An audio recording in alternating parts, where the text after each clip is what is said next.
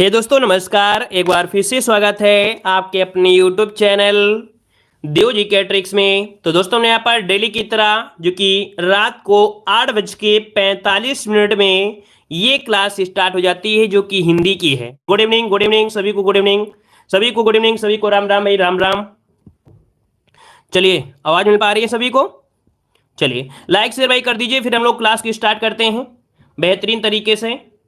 चलिए स्टार्ट करते हैं। आज का टारगेट हम यहाँ पर रख रहे हैं आप लोगों को 42 नंबर बिना किसी माइनस मार्किंग के। ठीक है, बिना किसी माइनस मार्किंग के आज का टारगेट है 42 नंबर। ये पुराने स्टूडेंट का है, 35 नंबर है हमारे न्यू स्टूडेंट का है। जो लगभग अभी 1 वीक से जुड़े हैं उनके लिए 30 नंबर का टारगेट है। बताइएगा कि आप लोगों का टारगेट कितना पहुंच गया है। साथ ही दोस्तों लेखपाल की और बेहतरीन तैयारी करने के लिए अनअकैडमी से जुड़ सकते हैं जो कि इंडिया का लार्जेस्ट लर्निंग प्लेटफॉर्म है।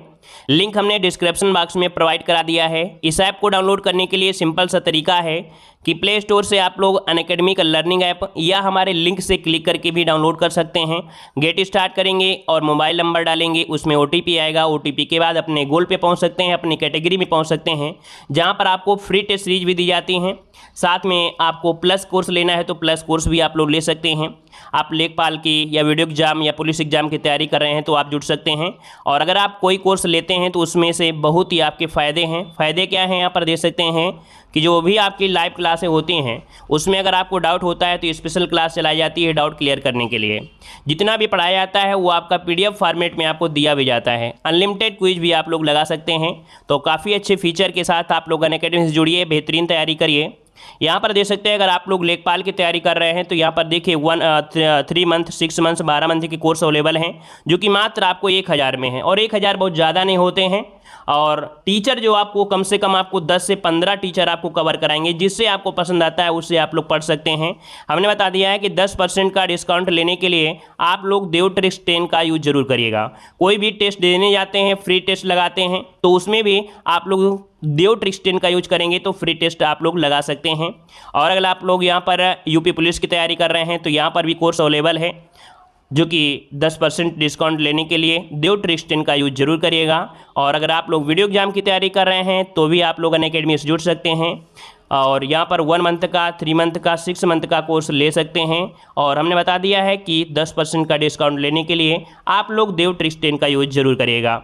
और काफ़ी अच्छे फीचर अनअकैडमी में हैं, एक बार ज़रूर जुड़ें और इसके बाद अपने जो तैयारी है उसको और आगे तक बढ़ा सकते हैं। तो चलिए स्टार्ट करते हैं। सभी को जय हिंद, सभी को जय हिंद, सभी को जय हिंद। स्टार्ट करते हैं। पहला क्वेश्चन है, हिंदी भाषा के उद्भव और विकास का सही क्रम आपको पहचानना है। इसका राइट आंसर इनमें से क्या हो जाएगा? चलिए बताइएगा कि हिंदी भाषा के उद्भव और विकास का सही क्रम आपको चुनना है। चलिए राइट आंसर क्या बनने वाला है? तो देखिए भाई, सबसे पहले यहां पर आपकी आई थी संस्कृत। क्या आई थी? संस्कृत। संस्कृत के बाद आपकी पाली, फिर प्राकृत, फिर अभ्रंश, फिर सौसेनी, फिर पश्चिमी हिंदी, फिर खड़ी बोली। तो इसके अनुसार से ऑप्शन क्या होगा? संस्कृत, पाली, प्राकृत, अभ्रंश, सौसेनी, पश्चिमी हिंदी, फिर खड़ी बोली। मतलब आपका आंसर यहाँ पर ए नंबर आपका राइट हो गया। देख सकते हैं काफी लोगों के जवाब बिल्कुल से राइट आए हैं। आगे बढ़ते क्वेश्चन आपसे पूछा गया है, कह रहा है हिंदी में अधिकांश शब्द किस भाषा से आए हैं? चलिए बताइएगा कि हिंदी में अधिकांश शब्द किस भाषा से आए हैं? संस्कृत, फारसी, अंग्रेजी या उर्दू? इसका आंसर आपका राइट क्या बनेगा? चलिए सभी लोग भाई वीडियो को लाइक जरूर करिएगा, ठीक है। अपना पूरा सपोर्ट दीजिए, हम आपके लिए पूरा सपोर्ट देते हैं तो आप लोग भी सभी स्टूडेंट सपोर्ट करिएगा। देखो हिंदी में अधिकांश शब्द जो आपके आए हैं वो आपके आए हैं कहां से? आपके संस्कृत से आए हैं। याद रखिए इसका जो ऑप्शन है लगभग काफी लोगों के जवाब आ रहे हैं यहाँ पर ए नंबर संस्कृत आपका आंसर राइट हो जाएगा, ठीक है ना। चलिए क्यों ऐसा है, क्यों? तो देखो हमने आपको बताया था कि हिंदी की आदि जननी किसे कहते हैं। एक शब्द आपको याद आया होगा कि हिंदी की आदि जननी किसे कहते हैं? हिंदी की आदि जननी कहते हैं आपके संस्कृत को कहते हैं। तो अब आपको पता चल गया ना कि हिंदी जो निकल के आई है कहां से आई है? संस्कृत से ही निकल के आई है। मान लो एक पॉइंट ये कर दे कि आदि शब्द ना लगाए, ये बोल दे हिंदी की जननी किसे कहते हैं। सिर्फ अगर पूछे हिंदी की जननी किसे कहते हैं तब भाई आप लोग अभ्रंश को लगाइएगा। ये दोनों क्वेश्चन में काफी घुमाव कर देते हैं। याद रखिए हिंदी की आदि जननी संस्कृत को कहते हैं और हिंदी की जननी आपके अभ्रंश को कहते हैं। तो दोनों पॉइंट अलग अलग तरीके से नोट कर लीजिएगा, ठीक है। आगे बढ़ते हैं। क्वेश्चन आपसे अगला पूछा गया है, कह रहे हिंदी किस परिवार की भाषा है? चलिए यहां पर देखिए इसका आंसर क्या हो जाएगा? हिंदी किस परिवार की भाषा, इसका आंसर क्या हो जाएगा? तो देखो भाई हिंदी आप आपकी है भारूपी परिवार की। क्या है? भारूपी परिवार, जो कि ऑप्शन यहां पर बी नंबर राइट हो जाएगा। हमने आपको बताया था कि आपके भारत में जो संबंध थे वो आपके यूरोप से थे। कहां से? यूरोप से। आज से नहीं, बहुत पहले से आपके जो व्यापार होता था यूरोप से होता था। तो कुछ लोग वहां से आकर यहां पर भी बसने लगे, तो वहां यूरोपी भाषा हो गई, यहां पर भारत तो आपके बन गया क्या? बी नंबर आपकी भारूपी हो गया। क्लियर हो गया? आगे बढ़ते हैं। क्वेश्चन आपसे अगला पूछा गया है कि बनारसी किसकी उपबोली है? यहां पर बताइए बनारसी किसकी उपबोली है। चलिए, हर हर महादेव, गुड इवनिंग सभी को, जय हिंद। चलिए बताइए बनारसी किसकी उपबोली है, इसका आंसर क्या हो जाएगा? तो भाई बनारसी, बनारस, बनारस से आप बताइए कहां पड़ेगा? तो आपकी कहां पड़ेगा? आपके भोजपुरी साइड में जाएगा ना। तो ऑप्शन क्या बनेगा यहां पर? ऑप्शन डी हो जाएगा कि बनारसी भोजपुरी की उपबोली है। बिहार के बक्सर जिले के जो भोजपुर गांव के नाम से ही इसका पड़ा है भोजपुरी गांव। ठीक है, भोजपुरी नाम पड़ा है। आगे बढ़ते, क्वेश्चन आपसे क्या पूछा गया है कि भोजपुरी बोली की उत्पत्ति हुई है, भोजपुरी बोली की उत्पत्ति जो हुई है वो किससे हुई है? चलिए, हमने बताया था भोजपुरी बोलते हैं बिहार में। कहां पर? आपके बिहार में। और बिहार में था क्या? मगध अभ्रांत। कौन था? मगध आपका जो कह सकते हैं मगध साम्राज्य था। क्या था भाई? मगध साम्राज्य था। तो मगध, तो मगधी कर दीजिए, मगध से क्या कर दीजिए? मगधी कर दीजिए। और मगधी करेंगे, इसका मतलब ऑप्शन क्या होगा? बी नंबर राइट हो जाएगा। ठीक है, मगधी हो गया ना। अब क्या होता है कि जो अर्ध मगधी है उसी के आसपास का एरिया होगा। तो ये आपका पड़ता है छत्तीसगढ़ वाला। और छत्तीसगढ़ में बोलते हैं क्या? पूर्वी हिंदी, अर्थात पूर्वी हिंदी जो आपकी है वो अर्ध मगधी से आई है। बिहारी हिंदी आपकी मगधी से आई है। खड़ी बोली आपकी कहां से आई है? सौरसेनी से आई है। ठीक है, चलिए आगे बढ़ते। क्वेश्चन आपसे अगला पूछा गया है, इन शब्दों में से कौन सा शब्द हिंदी शब्दकोश में सबसे अंत में आएगा? यहां पर बताइए सबसे अंत में जो आपका आएगा वो कौन सा आएगा? चलिए देखो, दिया गया क्लियू, दिया गया है क्रम, दिया गया है, इसके बाद कृषक दिया है, कृषाण दिया है। तो आप देखिए ला पहले आता है कि नहीं आता है? चलिए ये बताइए, इनमें से हिंदी शब्दकोश में क्लियू सबसे अंत में आएगा। मतलब यहां पर या, रा, लावा, और क्रम के हिसाब से का धनरा बनता है, का धनरा होता है, सा भी आपका संयुक्त है, ये भी कहीं ना कहीं लास्ट में आएगा। देखिए इसका ऑप्शन आपका बनेगा ये वाला जो ऑप्शन है आपका ए नंबर क्लियू हो जाएगा। चलिए आगे बढ़ते, क्वेश्चन आपसे अगला पूछा गया है, कह रहा आपसे यहाँ पर वर्णमाला कहते हैं। वर्णमाला किसे कहते हैं? तोड़ना सीखे, तोड़ जाएंगे तो आप आसानी से आप कर देंगे, मतलब कह सकते हैं सही करेंगे। उस टॉपिक को हम अच्छी तरीके से समझाएंगे आपको। ठीक है, थ्योरी वाला कह रहे वर्णमाला कहते हैं, किसे कहते हैं? वर्णमाला किसे कहते हैं? चलिए, शब्द समूह को कहते हैं, वर्णों के संकलन को कहते हैं, शब्द गणना को कहते हैं, या वर्णों के व्यवस्थित समूह को कहते हैं। तो देखो यहां पर वर्ण तो बहुत होते हैं। मान लीजिए यहां पर का हो गया, खा हो गया, चा हो गया, टा हो गया। अगर इनको हम किसी टोकरी में भर लेते हैं, क्या किसी टोकरी में भर लेते तो इनको बोलेंगे वर्ण, है ना। लेकिन यहां पर व्यवस्थित नहीं होगा, क्योंकि व्यवस्थित होता है का से स्टार्ट होता है और आपके कह सकते हैं ज्ञा तक जाता है। तो ये ऑप्शन डी वाला हो जाएगा। वर्णों के व्यवस्थित समूह को क्या कहते हैं? वर्णमाला। ऑप्शन में आपका डी नंबर। आगे बढ़ते, क्वेश्चन दिया गया है कि व्यंजन वर्गों के विषय में कौन सा कथन उपयुक्त नहीं सही है? मतलब व्यंजन वर्णों के विषय में कौन सा कथन उपयुक्त में से नहीं है? तो देखते हैं यहाँ पर 8 नंबर में पहला ऑप्शन पढ़िएगा। कह रहा आपसे व्यंजन वर्गों के उच्चारण में वायु मुख के विभिन्न भागों से घर्षण करती हुई निकलती है। देखिए पॉइंट बिल्कुल सही है। अगला है व्यंजन वर्गों को मात्रा सहित लिखा जाता है, ये भी सही है, क्योंकि अगर आप का लिखते हैं तो भैया इसमें ये आपका मात्रा सहित है। अगर मात्रा हटाना है तो आधा का लिखना पड़ेगा। तो ये मतलब ये हो गया कि व्यंजन वर्गों को मात्रा सहित लिखा जाता है, ये भी सही है। अगला व्यंजन वर्गों का उच्चारण स्वतंत्र रूप से किया जा सकता है क्या भाई? ये आपको किसी ने पढ़ाया है? नहीं पढ़ाया होगा, क्योंकि व्यंजन जो होते हैं वो होते हैं आपके किसके? स्वर के साथ होते हैं। क्या? स्वर के साथ ऐड होते हैं। तो इसका जो ऑप्शन है वो आपका सी वाला हो जाएगा। डी वाला भी देख लीजिएगा, अपने मूल रूप से व्यंजन वर्ण हलंत के साथ लिखे जाते हैं, ये भी सही दिया गया है भाई। अगर यहां पर मान ले कि का लिखा है, खा लिखा है, तो इनमें से हलंत नहीं लगा है, मतलब इसमें स्वर शामिल है, और डैश लगा देंगे तो इसका मतलब ये वाला पॉइंट भी सही हो गया। तो आपका जवाब क्या बनेगा? आपका जवाब हो जाएगा सी नंबर, कि व्यंजन वर्णों का उच्चारण स्वतंत्र रूप से किया जा सकता है। ये गलत दिया गया है, ठीक है ना। चलिए आगे बढ़ते, क्वेश्चन दिया गया है हल युक्त व्यंजन तब लिखा जाता है जब, मतलब यहां पर हलंत युक्त जो व्यंजन होता है वो कब लिखते हैं? मतलब हलंत ये हो गया जैसे का है और इसके बाद आधा ये लगा दिया गया है ना। हलंत मतलब होता है आधा। क्या होता है? आधा होता है, मतलब उसमें स्वर का मेल नहीं होता है। तो पहला पॉइंट आपसे दिया गया है, कह रहा आपसे यहां पर कि व्यंजन में आ की मात्रा होती है। अगला व्यंजन में आ की मात्रा नहीं होती है। हलंत युक्त व्यंजन संस्कृत भाषा का है। तो देखिए भाई यहां पर जो आपका आंसर बनेगा वो आपका राइट क्या हो जाएगा? तो देखिए यहां पर ऑप्शन सी हो जाएगा, हलंत युक्त व्यंजन संस्कृत भाषा का है। इसका ऑप्शन सी नंबर है यहां पर राइट हो जाएगा, सी नंबर राइट हो जाएगा। ठीक है, चलिए यहां पर आगे बढ़ते हैं। क्वेश्चन आपसे अगला पूछा गया है, रुकिए थोड़ा सा, एक मिनट। कह रहा है हलंत में आ की मात्रा होती है, ये तो होती नहीं है, है ना। व्यंजन में आ की मात्रा नहीं होती है, व्यंजन में आ की मात्रा नहीं होती है, आ की मात्रा नहीं होती है। जी हाँ, देखिए भाई इसका ऑप्शन बी वाला बनेगा। देखिए यहाँ पर बी नंबर हो जाएगा कि व्यंजन में आ की मात्रा नहीं होती है। मतलब ये हुआ कि जगह हम लोग व्यंजन लिखते हैं तो डैश लगा देते हैं, तो डैश हो गया, इसका मतलब है कि इसमें आ की आवृत्ति नहीं हुई है। अगर इसको हम हटा देंगे, इसको हटा देंगे तो फिर क्या होगा, ये पूरा हो जाएगा, तब इस प्रकार से का लिखेंगे, तो का लिखेंगे, तो इसका मतलब ये हुआ, तो यहां पर आपका का ऐसे होगा, ठीक है। और डी वाला भी देख लीजिएगा, कह रहा है हलंत युक्त व्यंजन अपने मूल में नहीं होता है।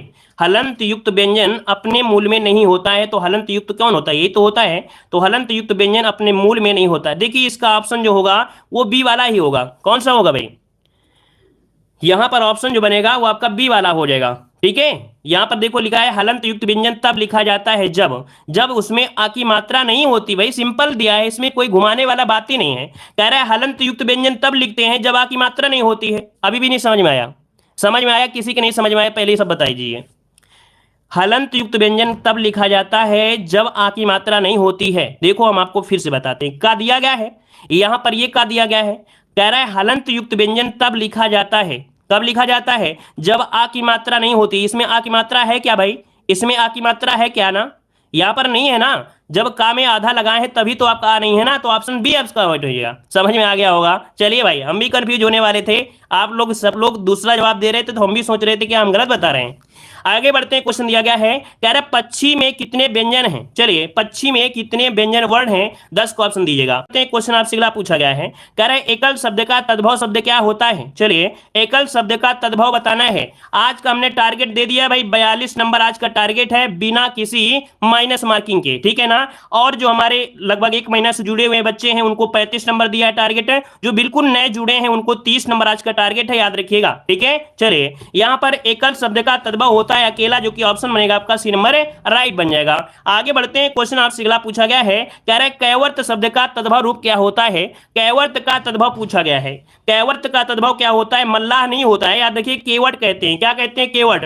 याद रखिए पर्यायवाची मल्लाह होता है, लेकिन केवट का तद्भव होता है केवट, जो कि ऑप्शन बी हो जाएगा, कैवर्त का केवट हो जाएगा। आगे बढ़ते हैं, क्वेश्चन आपसे अगला पूछा गया है, कह रहा है गृध शब्द का तद्भव रूप क्या है। गृध शब्द का तद्भव रूप क्या है। गृध शब्द का तद्भव होता है क्या, गीध होता है, जो कि ऑप्शन कहां है, डी नंबर इसका हो जाएगा, गीध हो जाएगा। आगे बढ़ते हैं, क्वेश्चन आपसे अगला पूछा गया है, कह रहा है चतुष्पदी का तद्भव शब्द क्या है। चतुष्पदी का तद्भव शब्द इनमें से क्या बनेगा। चलिए चतुष्पदी की अगर हम बात करते हैं तो देखो चारपाई है, चौपाया है, चौपाई है, चौपाल है, ऑप्शन सी हो जाएगा चौपाई, इसका आंसर हो जाएगा। याद रखिए चतुष्पदी कहा जाता है तद्भव में आपकी चौपाई को, तो ऑप्शन बनेगा यहां पर आपका सी नंबर राइट हो जाएगा, ठीक है ना। चारपाई मत लगा दीजिएगा, ये चौपाई को कहते हैं, चतुष्पदी चौपाई को कहते हैं, ठीक है। आगे बढ़ते हैं, क्वेश्चन आपसे अगला पूछा गया है, कह रहा आपसे निम्नलिखित में से कौन सा तद्भव शब्द है। चलिए यहां पर बताइए कौन सा तद्भव शब्द है। तद्भव शब्द की पहचान करिएगा, सभी लोग पहचान करिए। तद्भव शब्द दिनकर, दिवाकर, भानु, भास्कर, और यहां पर दिया है सूरज। क्या दिया है भाई, यहां पर दिया है आपका सूरज। तो भाई आप ही बताइए क्या सूरज होता है क्या तत्सम, नहीं, यहां पर ये तद्भव है, इसका तत्सम होता है सूर्य। क्या होता है, इसका तत्सम सूर्य होता है, तो ऑप्शन बनेगा यहां पर आपका डी नंबर राइट हो जाएगा। चलिए आगे बढ़ते, क्वेश्चन आपसे अगला पूछा गया है, राम सो रहा है इस वाक्य में कौन सी क्रिया है। राम सो रहा है इस वाक्य में कौन सी क्रिया है, सभी लोगों को बताना है। देखो हमने हमेशा आपको समझाते हैं कि ये टॉपिक को पढ़ लीजिए, यहां से क्वेश्चन बनते ही बनते हैं। देखो यहां पर दिया है राम सो रहा है, सोना हमने बताया था कि जो क्रिया होती है, सोना क्या है, क्रिया ही तो है, स्लीपिंग क्या है, क्रिया है। तो क्रिया पे आपको क्वेश्चन करना है व्हाट। व्हाट मतलब क्या हो गया, क्या। तो क्या करना है कि क्या सोता है, तो आप कहेंगे सर क्या सोता है, पता नहीं क्या सोता है, नहीं बता पाओगे ना कि इसका उत्तर क्या निकलेगा। तो जब उत्तर ना निकले तो इसका मतलब होता है कि अकर्मक क्रिया होती है, ठीक है ना। तो इसका मतलब हो गया कि उसमें कर्म नहीं है, बिना कर्म की ही क्रिया हो रही है, तो अकर्मक क्रिया इसका आंसर राइट हो जाएगा। आगे बढ़ते हैं, क्वेश्चन आपसे अगला पूछा गया है, उठाना क्रिया का अकर्मक रूप क्या है। उठाना, अब किसी को उठाते हैं तो भाई कोई ना कोई उठाएगा ही तो, है ना। उठाना दिया, उठना तो दिया नहीं है, उठना होता तो क्या उठता है, तो गलत हो जाता, तब अकर्मक होता, लेकिन उठाना है तो इसका अकर्मक रूप पूछ लिया है, तो भाई उठाना का अकर्मक क्या हो जाएगा, उठना हो जाएगा, जो कि ऑप्शन बनेगा क्या, डी नंबर इसका राइट हो जाएगा। देख सकते हैं जिसका जवाब आ रहा है डी नंबर है, उठना, ये अकर्मक रूप है, याद रखिएगा। चलिए आगे बढ़ते हैं, क्वेश्चन दिया गया है, निम्नलिखित में से एक अकर्मक क्रिया कौन सी है। चलिए इतने क्वेश्चन हमने बताया, अब एक क्वेश्चन आप लोग बताइए, यहां पर अकर्मक क्रिया कौन सी है। चलिए सभी लोग बताइए, इतने क्वेश्चन हमने बताया, तो आप लोग यहां पर बताइए कि इसका आंसर क्या होगा 18 नंबर में। चलिए देखो यहां पर दिया है काटना, और काटेगा तो कोई ना कोई चीज काट रहा होगा ना, बो रहा होगा तो कुछ ना कुछ बीज लिए होगा, वो आपके कर्म हो जाएंगे। यहां पर दिया है धोना, तो धो रहा है तो कपड़ा क्या हो जाएंगे, कर्म हो जाएंगे। लेकिन रोना, क्या रोता है भाई, क्या रोता है, तो आप कुछ कहोगे क्या, क्या रोता है, आंसू रोता है, नहीं, रोना रोना होता है, तो ऑप्शन डी हो जाएगा, यह कर्म क्रिया हो गई। ठीक है, चलिए आगे बढ़ते हैं। क्वेश्चन आपसे अगला पूछा है कि चिड़िया आकाश में उड़ रही है, यहां पर वाक्य में बताइए, वाक्य में उड़ रही है क्रिया कैसी है, चिड़िया आकाश में उड़ रही है, वाक्य में उड़ रही क्रिया है, ये कैसी क्रिया है, तो देखिए यहां पर आंसर क्या हो जाएगा। चलिए उड़ रही, तो उड़ रही, क्या उड़ रही, तो आप कहोगे सर चिड़िया उड़ रही।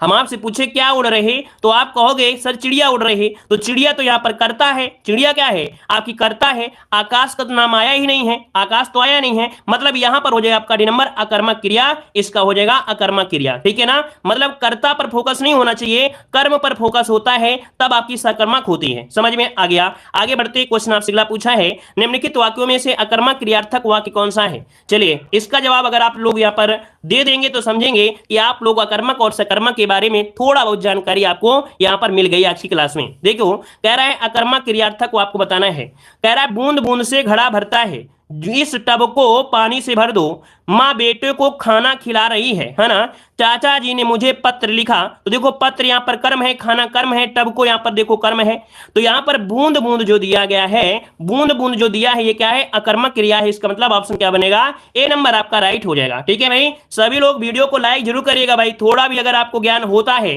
अगर आप हमसे संतुष्ट होते हैं कि नहीं सर के द्वारा हम कुछ सीख रहे हैं, तो आप लोग भाई अपने पूर्ण बहुमत से आप लोग यहां पर सपोर्ट जरूर करिएगा। ठीक है ना, राजनीति मुद्दा मत बनाइएगा, यहां पर पूर्ण बहुमत दीजिएगा भाई। ठीक है, चलिए इनमें से कौन सा शब्द आपका पुल्लिंग नहीं है, यहां पर देखिए कौन सा शब्द आपका पुल्लिंग नहीं है। पुल्लिंग की पहचान के लिए हमने आपको यहां पर एक पॉइंट और बताया था, क्या बताया था, यहां पर बताया था कैसा और कैसी, एक पॉइंट बताएंगे और सभी पॉइंट आपके क्लियर होंगे। कैसा और कैसी, देखो बनावट कैसी है ना, कभी आप ये नहीं कहेंगे कि बनावट कैसा है, तो आप देखिए बनावट कैसी है ना, तो इसका मतलब आपका पुल्लिंग आपका यही हो गया, पुल्लिंग नहीं है पूछा है ना, क्योंकि छाता कैसा है, सूर्य कैसा है, अमरूद कैसा है, लेकिन बनावट कैसी है, और कैसी मतलब हो गया स्त्रीलिंग, लेकिन यहां पर दिया पुल्लिंग नहीं है, तो आपका आंसर नंबर राइट हो गया। आगे बढ़ते हैं, क्वेश्चन आपसे अगला पूछा गया है, कह रहे निम्नलिखित में से पुल्लिंग शब्द आपका नहीं है, पुल्लिंग शब्द नहीं है, आपको जवाब देना है 22 नंबर में।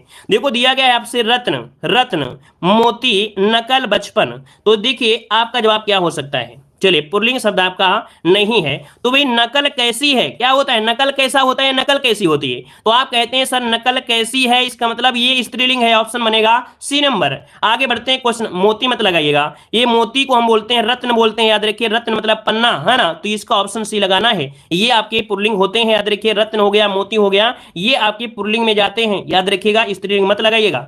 आगे बढ़ते हैं, क्वेश्चन आपसे अगला पूछा गया है, इनमें से कौन पुल्लिंग नहीं है, कौन पुल्लिंग नहीं है, बचपन कैसा है, वायु कैसी है, वायु कैसी है, इसका मतलब ऑप्शन मिल गया बी नंबर, वायु कैसी है, ऑप्शन मिल गया बी नंबर। आगे बढ़ते हैं, क्वेश्चन दिया गया है, निम्नलिखित में से स्त्रीलिंग शब्द को चुनना है, स्त्रीलिंग इनमें से क्या हो जाएगा, स्त्रीलिंग की पहचान करिएगा, स्त्रीलिंग शब्द क्या होगा, धुआं कैसा है, संध्या कैसी है, मिल गया आंसर। यहां पर देखिए आपका जवाब हो जाएगा बी नंबर, संध्या कैसी है, ये स्त्रीलिंग हो जाएगा, ऑप्शन बी नंबर राइट बन गया। आगे बढ़ते हैं, क्वेश्चन आपसे दिया गया है, निम्नलिखित में से कौन सा शब्द आपका स्त्रीलिंग है, स्त्रीलिंग की पहचान करिएगा, कह रहा आपसे उत्साह कैसा है, चक्रव्यूह कैसा है ना, मृत्यु कैसी है, मृत्यु कैसा नहीं होता है, मृत्यु कैसी है, तो मृत्यु कैसे हो गई, ये तो बोलते हैं ना मृत्यु कैसे हो गई, अभी तो हमारे थे जिंदा थे अब तो मर गए, मतलब मृत्यु कैसी है का मतलब आपका जवाब सी हो जाएगा, स्त्रीलिंग हो गया। आगे बढ़ते हैं, क्वेश्चन आपसे दिया गया है, काल कितने प्रकार के होते हैं, काल कितने प्रकार के होते हैं, तो भाई काल होते हैं 3 प्रकार के, कौन,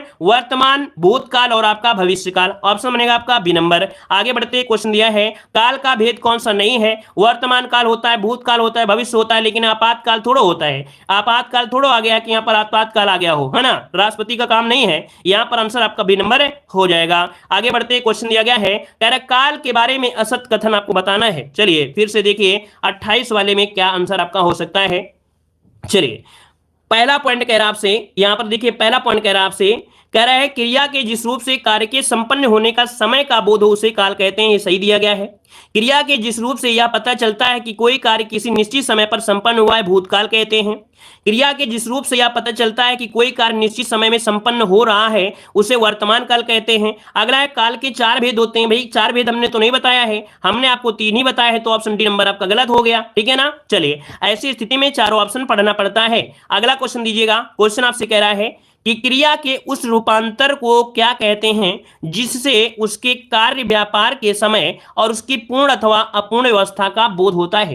पूर्ण या अपूर्ण अवस्था है तो इसे हम कहेंगे क्या, काल ही कहेंगे, अर्थात समय की बात करेंगे। ऑप्शन बनेगा यहां पर डी नंबर। आगे बढ़ते हैं। क्वेश्चन दिया है व्याकरण में काल का अर्थ क्या होता है। व्याकरण में काल का अर्थ क्या होता है। चलिए, काल का मतलब होता है समय। ऑप्शन बनेगा आपका बी नंबर, समय हो जाएगा। आगे बढ़ते हैं। क्वेश्चन आपसे अगला पूछा गया है कि कौन देशज प्रत्यय का उदाहरण नहीं है। कौन देशज प्रत्यय का उदाहरण नहीं है। तो देखिए भाई, यहां पर आपका आंसर क्या बनेगा। देशज मतलब ये कह सकते हैं कि इनमें देशज प्रत्यय नहीं है। संस्कृत शब्द देखिए, फर्राटा, अड़ियल, उच्चतर और आपका घुमक्कड़, जो आपका उच्चतर है ये संस्कृत उपसर्ग है। कैसा है, ये संस्कृत उपसर्ग में आता है, तो इसका जो ऑप्शन है आपका यहाँ पर बी नंबर राइट हो जाएगा। ये संस्कृत भाषा का विशेषण है। ठीक है ना। और उच्चतर तत्सम शब्द आपका होता भी है, तो ऑप्शन सी नंबर इसका राइट हो जाएगा। आगे बढ़ते हैं। क्वेश्चन आपसे अगला पूछा गया है, कह रहा है प्रत्यय रहित शब्द आपको बताना है। प्रत्यय रहित शब्द कौन सा है। प्रत्यय रहित शब्द आपको बताना है जिसमें प्रत्यय ना हो। देखो यहां पर दिया गया है मर्मज्ञ, वैज्ञानिक, प्रत्यय की बात कह रहा है। कृपालु, अनुवाद, अनुवाद। भाई अनुवाद में देखो उपसर्ग है, क्योंकि अनु जो आपका है, अनु जो आपका दिया है ये उपसर्ग आपका है, अनु में उपसर्ग है। इसका मतलब ऑप्शन डी इसका राइट हो जाएगा। जिसका भी ऑप्शन डी आया बिल्कुल राइट है। अगला क्वेश्चन दिया गया है निम्नलिखित में से प्रत्यय रहित शब्द आपको यहां पर बताना है। दर्शनीय, इसमें तो आपका है दुर्गुण, भिक्षुक और आपका कर्तव्य। चलिए, क्या हो सकता है। देखो यहां पर दिया गया है कौन सा, बी वाला दुर्गुण। क्या दिया है, दुर्गुण। इनमें से अगर हम बात करें दुर्गुण में, तो दुर क्या है, उपसर्ग है। क्या है, दुर उपसर्ग है। यहां पर प्रत्यय की बात कर रहा था, तो इसका ऑप्शन बन जाएगा बी नंबर। दुर्गुण क्या है, ये आपका उपसर्ग है, इसमें प्रत्यय नहीं है। आगे बढ़ते हैं। क्वेश्चन आपसे अगला पूछा गया है, कह रहा है गवैया किस प्रत्यय का शुद्ध रूप है। गवैया किस प्रत्यय का शुद्ध रूप होता है। गवैया है ना, वैया प्रत्यय लगा है, और वैया लगा है, जब वैया लगा होता है वो आपका होता क्या है, वो होता है आपका यहाँ पर कृत्यवाच्य होता है। इसका ऑप्शन बनेगा ए नंबर राइट हो जाएगा। गवैया में वैया प्रत्यय लगा है जो कि ये कृत्यवाच्य होता है। ऑप्शन बनेगा आपका ए नंबर। नोट कर लीजिए, नया क्वेश्चन लगे तो आंसर आपको डायरेक्ट नोट कर लेना है। आगे बढ़ते हैं। क्वेश्चन आपसे दिया गया है कि यदि चचेरा ममेरा संबंधवाचक तद्धित प्रत्यय के उदाहरण है तो मिठास और लालिमा इनमें से किस तद्धित प्रत्यय के उदाहरण होंगे। मतलब यहाँ पर चचेरा ममेरा ये संबंध है, तो ये मिठास और लालिमा ये भाव को दर्शा रहे हैं, और भाव को दर्शा रहे तो भाववाचक तद्धित प्रत्यय हो जाएंगे। तद्धित प्रत्यय कहते हैं जब कोई प्रत्यय संज्ञा, सर्वनाम और क्रिया के साथ लगता है ना। संज्ञा, सर्वनाम और विशेषण के साथ लगता है। संज्ञा, सर्वनाम और विशेषण के साथ लगता है उसे तद्धित कहते हैं, लेकिन जो प्रत्यय क्रिया के साथ लगता है उसे कृत्य प्रत्यय कहते हैं। तो ऑप्शन क्या बनेगा, यहाँ पर ये नंबर राइट बन जाएगा। चलिए आगे बढ़ते हैं। क्वेश्चन दिया गया है मनोरथ का संधिविच्छेद क्या होगा। मनोरथ का संधिविच्छेद पूछा गया है, तो देखो ओ की मात्रा निकल के आ गई। ओ की अगर होती है, हमने बताया था विसर्ग लगाना है। ठीक है ना। अब यहां पर अगर मान लो आपके दिमाग में आए गुण संधि, तो गुण संधि में रूल क्या होता है। गुण संधि में रूल होता है कि आपका छोटा इधर होगा और भिन्न स्वर होंगे, तो ऐसा तो है नहीं है। तो ऑप्शन जो आपका ए नंबर मनः धन रथ, याद रखिए कि ओ का विसर्ग बन जाएगा और इसका आंसर ए नंबर राइट हो जाएगा। आगे बढ़ते हैं। क्वेश्चन आपसे अगला पूछा गया है निधन कलंक का सही अर्थ। देखिए यहां पर आधा सा जो दिया है उसी को हटाकर विसर्ग लगा है। अब विसर्ग आपको हटाना है तो आपको सा यूज करना है, तो निष्कलंक जो लगेगा वो कौन सा लगेगा, कौन सा बनेगा, बी वाला निष्कलंक। के आंसर आपका बी, ये भी विसर्ग संधि है। आगे बढ़ते हैं। क्वेश्चन दिया गया है गौधन चरित की संधि क्या है। गौधन चरित बताइए है, यहां पर क्या हो जाएगा, गौधन चरित। किसी से गलत नहीं होना चाहिए। हमने बताया था कि या तो आधा सा इस प्रकार से मिलेगा, है ना, यहां पर ये सा लग सकता है, या तो रा उड़ा हो सकता है, ये रा उड़ा हो सकता है। तो देखिए भाई यहां पर ये सा लगा हुआ है ना, इसका मतलब है कि विसर्ग को हटाकर यहां पर आपको सा यूज कर लेना है। गौसरति हो जाएगा। क्या, गौसरति हो जाएगा, गौसचरित, गौसचरित हो जाएगा, गौसचरित बन जाएगा। नोट कर लीजिए, गौसचरित हो जाएगा। ठीक है। आगे बढ़ते हैं। क्वेश्चन आपसे अगला पूछा है कि रीति धन अनुसार से संधि के बाद शब्द बनेगा। रीति धन अनुसार में बताइए क्या बन सकता है। रीति धन अनुसार, रीति अनुसार क्या होता है, रीति अनुसार हम आपको लेखपाल के मॉडल पेपर में हमने इस प्रकार के क्वेश्चन ढेर सारे यहां पर सॉल्व कराया है। तो देखो यहां पर रीति धन अनुसार एक हम आपको बता रहे हैं, दूसरा आप लोग बताओगे। एक हम बताएंगे, एक तुम बताओगे। देखो यहां पर दिया है रीति धनानुसार, तो यहां पर बन जाएगा रीति अनुसार, और वो भी कैसा, वो भी आपको छोटा आकी होना चाहिए या में छोटा ही होना चाहिए। तो देखो भाई यहां पर हो जाएगा रीति अनुसार हो जाएगा, ठीक है। दूसरा क्वेश्चन आपके सामने दिया है, इसी से रिलेटेड है, कह रहा है प्रतिधन आरोपण, प्रतिधन आरोपण। अब बताइए कि इसका संधि करेंगे तो क्या बनेगा, क्या बन सकता है। तो भैया आधा या निकलेगा ना, मतलब या के साथ आधा का निकलेगा, प्रत्यारोपण इसका सी नंबर है, राइट बन गया। तो आपका जवाब हो जाएगा सी नंबर। आगे बढ़ते हैं, क्वेश्चन दिया गया है निम्नलिखित में से सुमेलित करना है। देखो भाई आपके सामने यहां पर दिए गए हैं कुछ आपके समास दिए गए हैं, अब इन समास को आपको मिलान करना है भाई, ठीक है। तो देखिए यहां पर दिया गया है इतरेतर द्वंद्व समास। इतरेतर द्वंद्व समास जो आपका है वो किसमें है, तो आपके 25 में है। किसमें है, 25 में। नया क्वेश्चन है, इसको नोट करिएगा। यहां पर आपका बन जाएगा 4, ठीक है, या इसको कह सकते हैं ए नंबर। और इसके बाद जो दिया है समाहार द्वंद्व, समाहार धन, धन और दौलत, धन और दौलत, इसका 3 हो जाएगा, यहां पर आपका बी हो गया। सुख और दुख, सुख और दुख ये विकल्प होते हैं, एक सुख होगा और दुख विकल्प आपके हैं, तो ये आपका बन जाएगा सी, अर्थात यहां पर हो गया 2। संख्यावाची 10 12 ये संख्या को दर्शा रहे हैं, तो आपका ये हो जाएगा आपका डी नंबर, अर्थात ये हो जाएगा 1। तो देखिए आपका कौन सा बन गया, 4 3 2 1। तो इसको नोट कर लीजिएगा, समझिएगा। यहां पर हमने बताया इतरेतर द्वंद्व आपके 25 में, समाहार में यहां पर आपका जो हो जाएगा कौन सा, धन दौलत। विकल्प होता है सुख और दुख, और संख्यावाची में आपका 10 और 12। अब आपके दिमाग में 25 भी आ रहा है ना, लेकिन आपको यहां पर देना है 10 और 12, तो इसका ऑप्शन डी हो जाएगा। एक बार इसका स्क्रीनशॉट लीजिएगा सभी लोग। चलिए आगे बढ़ते हैं, क्वेश्चन दिया गया है, कह रहे निम्नलिखित में से सुमेलित करना है। यहां पर सुमेलित करिए, आप कंसेप्ट में से क्या हो जाएगा, चारों ऑप्शन दिखिए और इसके बाद इसका जवाब आप लोग बताइए। कर्म तत्पुरुष की बात करते हैं, तो देखो दिया गया है चिड़ी को मारने वाला, चिड़ी को मारने वाला, यहां पर देखिए इसका 3 हो जाएगा, कर्म तत्पुरुष हो गया। करण से के द्वारा, करण से के द्वारा भूख के मारे वो मरा, भूख मरा, भूख मरा, भूख से मरा, तो इसका बनेगा क्या, यहां पर बनेगा 4, यहां पर बनेगा आपका बी हो जाएगा। संप्रदान मतलब जब देने की बात किया जाए, और संप्रदान में यज्ञशाला है ना, यज्ञ के लिए शाला, तो इसका हो गया क्या, यहां पर बन जाएगा सी हो जाएगा, अर्थात ये हो गया ए हो गया, ठीक है। अपादान काम चोर, काम से चोर है, वो काम से दूर भगता है, क्या, काम से वो दूर भगता है, अर्थात काम से चोर है। तो देखो यहां पर आपका क्या हो गया, यहां पर डी हो गया, यहां पर आपका 2 हो गया। बन रहा है कोई, 3 4 1 2 ऑप्शन आपका सी नंबर है, राइट हो गया, ठीक है। आगे बढ़ते हैं, क्वेश्चन आपसे अगला पूछा गया है, गयंद का सही अर्थ क्या होता है। गयंद का सही अर्थ क्या होता है, गयंद मतलब होता क्या है, गयंद मतलब होता है बड़ा हाथी। क्या होता है, बड़ा हाथी होता है, याद रखिए, नोट करिए इसका ऑप्शन। हमने कई बार इसको बताया भी है ना, जब हमने आपको फॉरेस्ट गार्ड की तैयारी कराया था, फॉरेस्ट गार्ड के प्रैक्टिस सेट में आपको कई बार पढ़ाया है। चलिए आगे बढ़ते हैं, क्वेश्चन आपसे अगला पूछा है, मूढ़ चेता शब्द का सही अर्थ क्या है। मूढ़ चेता शब्द का सही अर्थ, मूढ़ चेता कहते किसे हैं, तो देखो भाई मूढ़ चेता कहते हैं जिसकी बुद्धि है, जो मति होती है वो मूढ़ हो जाता है। मूढ़ का अर्थ होता है मूर्ख, जिसकी बुद्धि क्या है, मूर्ख है। तो यहां पर कह सकते हैं ऑप्शन डी वाला हो जाएगा, मूढ़ चेता शब्द होता है जो यहां पर डी नंबर हो जाएगा कि मूर्ख कह सकते हैं, ठीक है, जिसकी बुद्धि या मति क्या हो गई, मूढ़ हो गई। वो मूर्ख मतलब होता है जिसे मूर्ख कहेंगे, ठीक है। आगे बढ़ते क्वेश्चन आपसे अगला है कि प्रायोगिक शब्द का सही अर्थ क्या है। प्रायोगिक किसे कहेंगे, चलिए 45 का जवाब दीजिए। प्रायोगिक कहेंगे किसे कहेंगे, प्रायोगिक कहा जाता है कि जिनका नित्य प्रयोग किया जाए उन्हें प्रायोगिक कहते हैं, जिनका नित्य प्रयोग करते हैं उन्हें प्रायोगिक कहते हैं। इसका ऑप्शन बनेगा ए नंबर, राइट हो जाएगा। नोट करिएगा, ऐसे क्वेश्चनों को नोट कर लिया करें, इन्हें इग्नोर ना किया करें। हमने बताया हमारी नोट्स अलग से बना लीजिएगा, जब आपका पेपर हो तो हमारी नोट्स मिलान कर लीजिएगा। अगर आपको ना मिले उस दिन चैनल से आप लोग दूर हट जाइएगा, और किसी को मत बताइए कि हाँ इस चैनल से हमने पढ़ाई किया है। हमने आपको बता दिया है हमारे चैनल से जुड़े हैं तो आपको 50 में से 47 नंबर की गारंटी हम आपको देते हैं, अगर 3 मंथ आप जुड़े रहेंगे। और जितना हम कहते हैं कि ये बुक से पढ़ लीजिए, आप हिंदी की बीसी कर लीजिए और टेस्ट लगाते रहिए, हम 50 में 47 की गारंटी हम ले लेते हैं, वो भी फ्री पढ़ा रहे हैं। पैसे के लेंगे तो हम 50/50 की गारंटी ले सकते हैं, इसीलिए हम आपको फ्री पढ़ा रहे हैं, फ्री में 47 गारंटी है।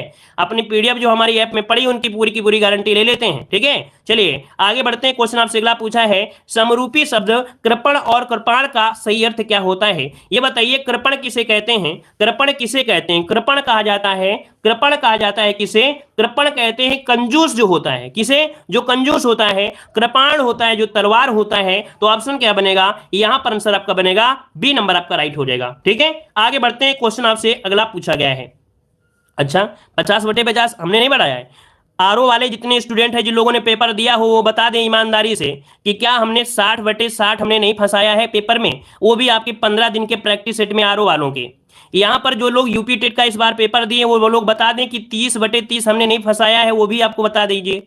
जो लोगों ने पेपर दिया हो यूपी टेट और हमसे तैयारी किए हो वो लोग बता दीजिए। आरओ को जो हमने पढ़ाया था वो लोग भी कमेंट कर सकते हैं, ना आए हो तो बताइए। चलिए यहां पर देखिए इसका आंसर आपका क्या हो जाएगा, ऑप्शन में आपका बी नंबर कंजूस और आपका तलवार हो जाएगा। चलिए आगे बढ़ते हैं, क्वेश्चन आपसे अगला पूछा गया है, यहां पर दिया गया है समरूपी शब्द आपका असक्त और आसक्त का सही अर्थ बताना है। देखो दिया गया है असक्त और आसक्त क्या होता है। चलिए यहां पर देखिए असक्त और आसक्त 47 की अगर बात करें तो असक्त किसे कहते हैं, असक्त मतलब होता है जो शक्तिहीन होता है, क्या, जो शक्तिहीन होता है, और यहां पर जो आसक्त होता है मतलब मोहित हो जाना। तो इसका जो ऑप्शन है वो आपका बनेगा आपका सी नंबर राइट हो जाएगा। आगे बढ़ते हैं, क्वेश्चन आपसे अगला पूछा गया है, कह रहा है समरूपी शब्द पर्यंत और पर्यक के सही अर्थ बताना है। मतलब यहां पर बताइए पर्यंत और पर्यक के सही अर्थ इनमें से क्या है। चलिए यहां पर देखिए 48 का ऑप्शन, 48 का ऑप्शन क्या बनेगा, देखो पर्यंत का मतलब होता है तक, पर्यंत का मतलब होता है तक होता है, और पर्यन का मतलब होता है पलंग होता है। तो इसका जो ऑप्शन है वो आपका बी वाला इसका आंसर राइट हो जाएगा। आगे बढ़ते हैं, क्वेश्चन आपसे अगला पूछा गया है समरूपी शब्द अनल और अनिल के सही अर्थ आपको बताना है। भैया इस क्वेश्चन का जवाब आप लोग दीजिएगा क्योंकि हमने तो आपको बहुत बार बताया है, लेकिन आज हम देख लेते हैं, आप लोगों को कमेंट देख लें भैया आप लोग सही कर पाएंगे कि नहीं कर पाएंगे। एक ही बार सही जवाब देना, बार बार बदलना मत ये मत कहना कि सर हमसे गलती हो गई, ये गलती से गलती टाइप हो गई। एक बार में जवाब दीजिए, हम सब के कमेंट देख ले रहे हैं, ठीक है भाई। चलिए यहां पर बताइए क्या हो जाएगा। चलिए यहां पर देखिए भाई आपका जवाब आ रहा है, कह रहे हैं सी नंबर और डी नंबर। चलिए डी नंबर, चलिए इदवंती, चलिए डी नंबर, यहां पर देखो सी नंबर भी कुछ का आया है। याद रखिए यहां पर जो आपका आंसर है वो आपका डी हो जाएगा, आग और वायु हो जाएगा। अनल होता है आग का होता है, और अनिल होता है आपकी वायु का होता है। तो याद रखिए यहां पर जो आंसर है आपका डी इसका हो जाएगा, ठीक है। चलिए आगे बढ़ते हैं, क्वेश्चन आपसे अगला पूछा गया है, दिया गया नीचे दिए गए शब्दयुग्म के सही अर्थ आपको बताना है। अभिराम और अविराम, अभिराम किसे कहते हैं और अविराम किसे कहते हैं। चलिए अभिराम और अविराम, तो अभिराम कहते हैं किसे, अविराम कहते हैं, देखो अविराम मतलब होता है जो रुके ना, जो रुके ना मतलब लगातार चलता रहे, और अभिराम मतलब होता है सुंदर को कहते हैं। तो यहां पर जो आंसर होगा वो आपका डी होगा, सुंदर और लगातार इसका आंसर है राइट बन जाएगा।